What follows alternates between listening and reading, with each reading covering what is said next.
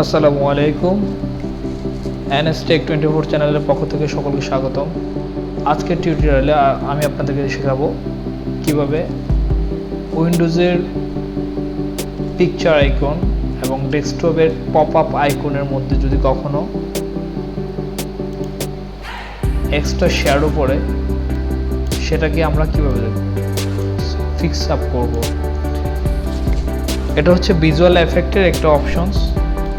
দেখুন এখানে আমার সমস্ত ছবি আছে কিন্তু কোনোটাকেই ভিউতে দেখাচ্ছে না। এর কারণ হচ্ছে আমি ভিজুয়াল এফেক্টটাকে অফ করে রেখেছি। তো চলুন শুরু করা যাক কিভাবে এটাকে ফিক্স আপ করতে পারি। Open your settings, type advance,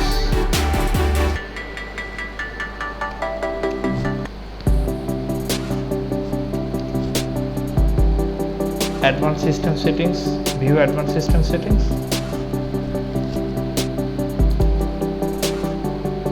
Performance, Visual Effect Processor Scheduling Settings এ ক্লিক করবেন।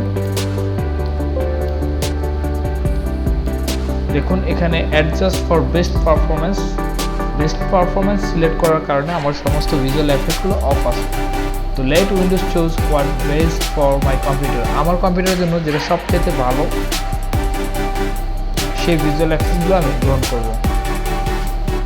এটা বাই ডিফল্ট উইন্ডোজ সেট করা। আপনার দুটো option, save the taskbar thumbnail and previews and show shadow under the mouse pointer, এই দুটো অপশনকে শুধু ডিফল্ট আনচেক করা আছে, বাকিগুলো সব চেক।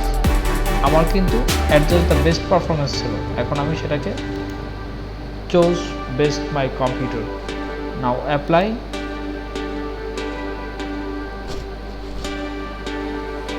And okay.